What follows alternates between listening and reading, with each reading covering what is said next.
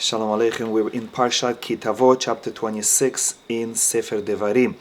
Parashat Tavo is similar to Shema. Just like in the second paragraph of Shema, we say, you should love Hashem with all your heart and all your soul, and you should serve Hashem.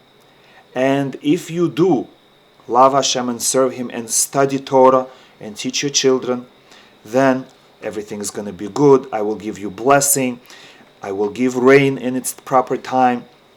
You will have food to give to your animals, and you yourself will have food to eat. However, if you do not do these mitzvot and you do not study the Torah, then it will lead you to abandon Hashem and serve other gods. And then there will be no rain and you will be exiled. Chas v'shalom. Now, Parashat Tavo, we see the same thing. There are blessings for fulfilling the Torah, and then there are 98 curses. Chas v'shalom. If a person doesn't fulfill Torah, there will be a punishment. And therefore, the portion where these punishments are listed, this is the sixth reading, the sixth aliyah, it is given to either the Bal Koreh, the person who reads the Torah himself, or the rabbi. Because other people in the congregation, if we call on them, they might get upset. Why are you giving it to me? You want me to get the curses? Chas v'shalom. However, the rabbi knows that these curses are conditional. They only come upon someone who doesn't keep the Torah. And the rabbi is not afraid.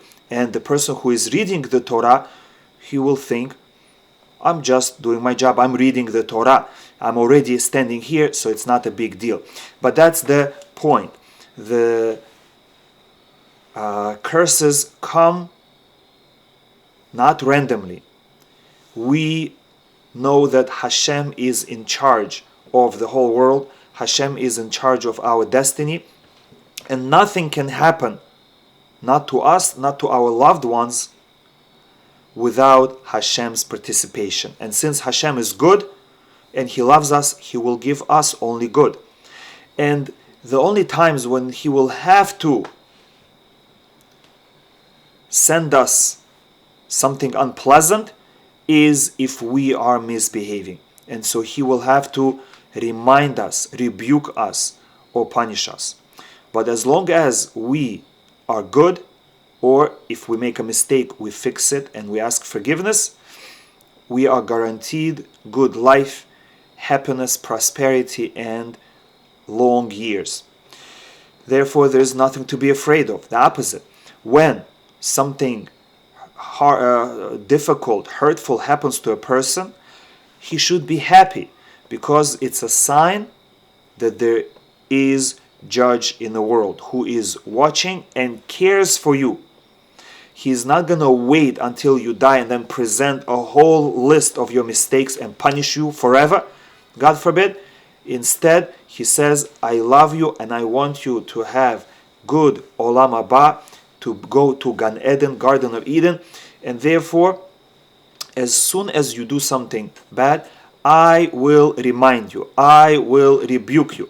And therefore Hashem, in His mercy, sends messages to us. And those messages can be difficult to handle. It could be loss of money, of health, or other problems. But we have to accept them happily, to say, wow, thank you Hashem for reminding me that I need to improve, that I need to do teshuvah. What is it that I have done that was not in line with the desire of Hashem? And I find it right away and I fix it and I say, thank you Hashem for reminding me right away, so that the damage was not so big. Therefore, as we read the curses in this week's Parsha, we should not be afraid. They're not going to come to us. They're going to only come to our enemies, because we serve Hashem, we learn Torah, we are good people, and it's only the bad people who will be punished. Now, let's start the Parsha. Chapter 26, verse 1. It will be when you enter the land that Hashem your God gives you as an inheritance, and you possess it and dwell in it, that you shall take of the first of every fruit of the ground, and go to the place that Hashem your God will choose. This is the mitzvah of Bikurim, that when the Jewish people came into the land and they settled it and they started growing their fruit, as a thank you and as a show that Hashem fulfilled his commitment to our forefathers, we are supposed to take the first fruit of the 5 species that the land of Israel is praised with, the olives and dates and grapes, figs and pomegranates, as well as if you have a field with wheat and barley, altogether 7 species, you take off the first fruits, the first ripe ones, and you bring them to Yerushalayim, to Beit HaMikdash, the place that Hashem your God will choose, to rest his name there. You shall come to the Kohen in those days, and you shall say to him, I declare today to Hashem your God, speaking to Hashem, that I have come to the land that Hashem swore to our forefathers to give us. I admit and I have gratitude to Hashem for bringing me to the land that he promised to my forefathers. Yes, I came and I am happy about it. And the Kohen takes the basket and places it next to the Mizbeach, the altar. And then, verse 5, you shall call out and say before Hashem your God. Here comes the historical declaration. Every Jew who brings the first fruit, in addition to say thank you and praising Hashem, he now publicly reminds everyone of brief Jewish history. An Aramean, referring to Lavan, tried to destroy my forefather, Yaakov. He descended to Egypt. Eventually, Yaakov and his children went to Egypt and sojourned there. Few in number, there were only 70. And there he became a nation, great, strong, and numerous. If you notice, these are verses that we say in the Haggadah of Pesach, the Passover Haggadah, where we remind ourselves that we went to Egypt, few in number, and we came out as a strong nation. And the next few verses are also from the Haggadah in Pesach, and this is the source. The Egyptians mistreated us and afflicted us and placed hard work upon us. Then we cried out to Hashem, the God of our forefathers, and Hashem heard our voice and saw our affliction, our travail, and our oppression. Hashem took us out of Egypt with a strong hand, means miracles, with outstretched arm, changing nature, with great awesomeness, and with signs and with wonders. Different names for various miracles that happened during the Exodus. He brought us to this place, and he gave us this land, a land flowing with milk and honey. And now, behold, I have brought the first fruit of the ground that you have given me, O Hashem. And you shall put it before Hashem, your God, and you shall prostrate yourself before Hashem, your God. This is the end of a person's speech. Usually the bikurim, the first fruits, were brought from Shavuot, starting with the holiday of Shavuot. That's why the holiday of Shavuot is also called the holiday of the new fruit, of the first fruit, because that's the first day when we bring Bikurim, and it continues until Sukkot. Verse 11, you shall rejoice with all the goodness that Hashem your God has given you and your household. This is a reminder for us to be happy with what God gives us. Rejoice with all the goodness that Hashem your God has given you and your household. Of course, when we were in the land of Israel, we rejoiced not only with the physical possessions, but we also rejoiced with our real estate, with our fields and houses. Outside of Israel, we can still be happy with whatever we have, but that extra level of happiness to have our homeland, to live in the land promised by God to our forefathers, that we don't have. And the verse continues, you should rejoice together with the Levite and the convert who are in your midst. Meaning, don't forget about the less fortunate people, the more poor people, because the Levites were not given land, and therefore they were often more poor than the rest of the Jewish nation. And of course, the proselyte, the convert, who does not have a large family, and not only that, the little family that they used to have usually would disown them because they would become Jewish. Now, verse 12, next mitzvah. When you have finished tithing, every tithe of your produce, what does it mean? The word tithe in English means ma'aser in Hebrew, which means separating 1/10 of your produce to give to Levites, or in some years to give to the poor people. There are two tithes that we give. One is Maaser Rishon, we give to the Levites. That happens every year, 1 through 6 of the 7-year cycle. 7th year, since we don't plant, we don't harvest, and therefore there is no Maaser. And then there is Maaser Sheni, the second Maaser. The second Maaser is after we take the 10%, we're left with 90%, really with 88%, because 2% we give to Kohen. And then we take 10% of 88%, and that gives us 8.8%. That's called Maaser Sheni, the second tithe, the second 10%. And that we're supposed to take to Jerusalem and eat it in the city of Yerushalayim together with our families and friends, and again enjoy our capital, enjoy the Beit HaMikdash, enjoy God's presence. And Maaser Sheni, the second Maaser, is given during years 1, 2, and 4 and 5. However, year 3 and 6, instead of taking the second tithe, the second Maaser to ourselves and eating it in Jerusalem, we give it to poor people, and they can eat it anywhere they want.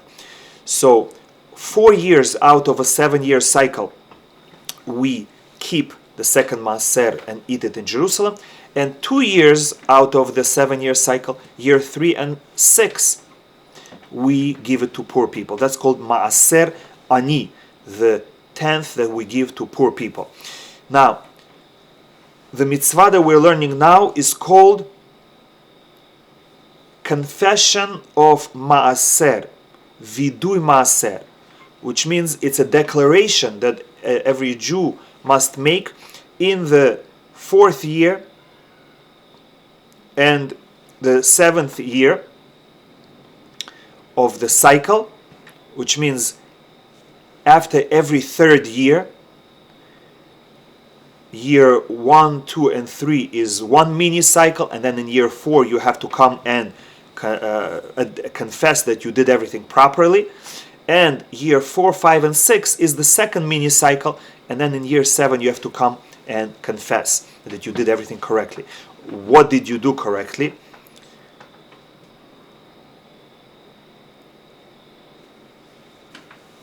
as it says in verse 13, you shall say before Hashem your God, I have removed the holy things from the house. I separated Maaser Sheini, the second tithe, in years 1, 2, and 4, 5, and I have taken it to Jerusalem and I ate it there properly. And I have also given it to the Levite. I have separated Maaser Rishon, the first Maaser, and I gave it to Levim every year 1 through 6. And to the proselyte and to the orphan and to the widow. This refers to Maaser Ani, the tenth that we give to poor people, that we give to an example of poor people is a convert, an orphan, and a widow. And then the person continues, which means the Torah gives you 3 years to finish your account. If you did not give out Maaser, you have to separate it on the same year. However, the best is if you give it out on that same year as well. But we have time for 3 years to do it. However, when the 3rd year finishes, now you have to already finish your account and finish giving it. And when Passover of the 3rd year comes, we have to come to the Beit HaMikdash and make this declaration and confession. And after that, the person says, according to whatever commandment you commanded me, I did. I have not transgressed any of your commandments, and I have not forgotten. Simply this means he is referring to the commandments of the land, commandments of separating tithes and terumah. However, our sages say that it also refers to a Jewish man proclaiming publicly that he kept all the mitzvot of Torah for the past 3 years. And that is something that is very difficult to imagine, that for 3 years in a row, every Jew fulfilled the entire Torah. I have not transgressed any of your commandments, and I have not forgotten, according to whatever commandment you commanded me. And in fact, as we come close to Rosh Hashanah, we see that it is possible. First of all, every Jew, as it says, Va'amech kulam tzadikim, every Jew is righteous. We are good and we want to be good. And even if we make mistakes, Hashem gave us teshuvah. He gave us a gift that we can ask for forgiveness, and Hashem guarantees that He will forgive us. And therefore, if we did everything properly, we did whatever mitzvot we could, and whatever mitzvot we stumbled on, we say, Hashem, forgive us. And afterwards, we come to Hashem and say, Hashem, we're clean. We did everything properly. And in verse 14, the Torah reminds us what we cannot do with Maaser. I have not eaten it in my intense mourning. If someone's relative, close relative dies, God forbid, and they're not buried yet, that day is called Aninut. That day they are onen and they're not allowed to eat Maaser. The first day from death. I did not consume it in a state of contamination. That refers to terumah that cannot be eaten if a person is impure. And I did not give of it to the needs of the dead, which means this maaser should be eaten. It should not be used for other needs, even for honoring the dead, which is a mitzvah. But the Torah says maaser sheni has to be taken to Yerushalayim and eaten, not used for anything else. I have listened to the voice of Hashem, my God. I have acted according to everything you commanded me. And now comes a prayer, verse 15. A beautiful prayer. Look down from your holy abode, from the heavens, and bless your people, Yisrael, and the ground that you gave us, as you swore to our forefathers, a land flowing with milk and honey. Now, our sages say that this word, gaze down, look down, in Hebrew is hashkifa, look down. And Rashi says that this place in Torah is unique.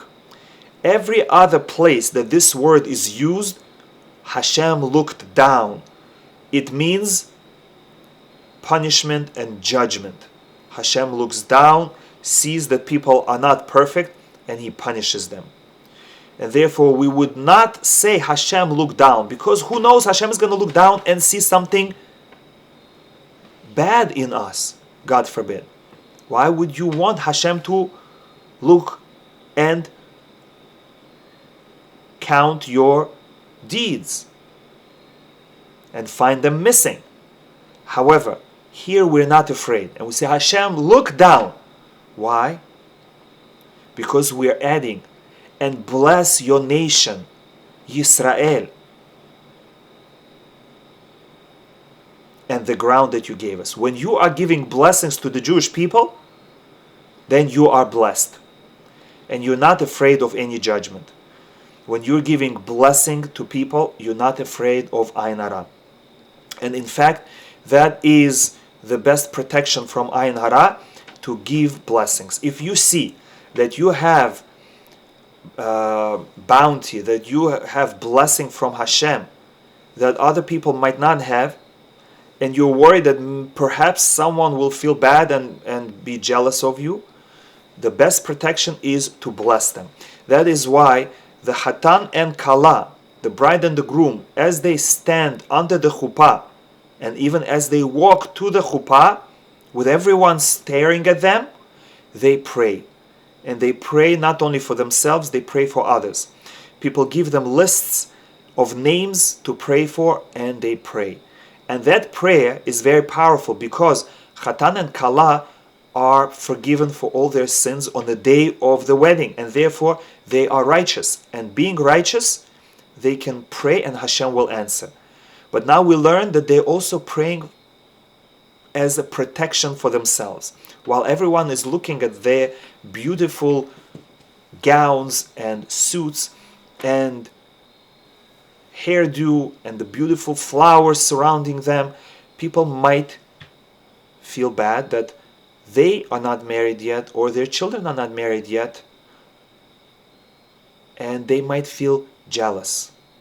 And if you are praying and give blessings to all Jewish people and those around you, that creates protection for you.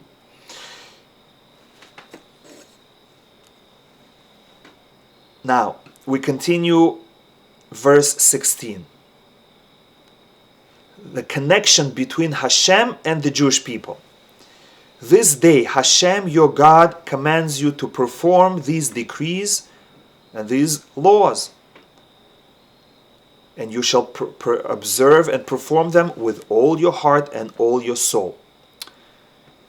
Verse 17, very beautiful verse. You have distinguished Hashem today to be a God for you. The word distinguished means you chose Hashem as the only one.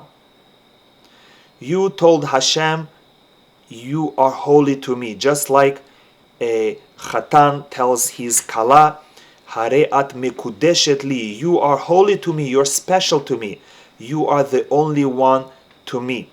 So too, the Jewish people have selected, distinguished, have chosen Hashem to be their God, their only one. And how do they show that He is their only God? To walk in His ways and no one else's ways, and to observe His decrees and no one else's decrees, His commandments, His statutes, and to listen to His voice. Not anyone who wants to seduce you to follow gods of others or forbidden pleasures. And as a reward, verse 18, and Hashem has distinguished you today to be for him a treasured people, Am Segula. And he spoke to you as he spoke to you, and to observe all his commandments. Hashem chose Jewish people as his only nation, not to be exchanged for anyone else, not for Muslims, not for Christians, not for anyone else in the past or future. We chose Hashem and he chose us, as it says in Shir HaShirim, Ani lidodi, I am dedicated to my beloved, v'dodi li, and my beloved is dedicated to me. Now, what is the special status of the Jewish people? How is it noticeable?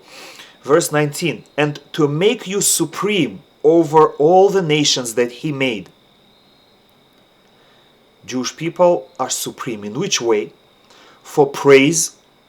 A Jew is the most praised human being on earth throughout history. For renown, for fame, and for splendor. And so that you will be a holy people to Hashem, your God, as he spoke. We are the most committed people to our God. We have suffered, we have gone through fire and water for our God, and we live our daily life, every moment of it, with awareness of God and in service of God. That is the close connection between us and Hashem, like marriage. Now, chapter 27. The new commitment, what is called the new covenant between the Jewish people and Hashem when they entered the land. Moshe and the elders of Israel commanded the people, saying, verse 2, it shall be on the day that you cross the Jordan to the land that Hashem your God gives you, you should go through the following procedure. You shall set up great stones. There were 12 stones that the Jewish people set up in the Jordan River. Because when they crossed, Jordan River parted and they crossed on dry land. They took 12 large stones, one for each tribe, and they set them in the river. And then, from the river, they found 12 other large stones, and they carried those to the dry land as a sign for future generations that we cross Jordan, and these large stones are from the river, to show the miracle that Hashem did for us in splitting the Jordan River and in fulfilling his promise to give us the land. And the 12 larger stones were left in Jordan, and some say they were even sticking out from the river, and the Jewish people could point out and say, you see those 12 large stones sticking out from the middle of the river? Those are the stones we placed there when we walked on dry land. And it says, and you shall coat them with plaster. The 12 stones that we carried out of the river and we brought them to dry land as a sign for future generations, they coated them with plaster, and then you shall inscribe on them all the words of this Torah. On all sides of the stone, they wrote like a microfilm all the entire Torah. And not only that, some say that the Torah was written on those 12 stones in all 70 languages. Again, as I said, it was like a microfilm, miraculous writing that the entire Torah fit on it, and they translated it in 70 languages, and then they covered that with plaster again so that it is not erased. And the question is asked, if they're writing it in all the languages but then covering it with plaster and no one sees it, what's the point in writing it? And the answer is that Hashem wants to point out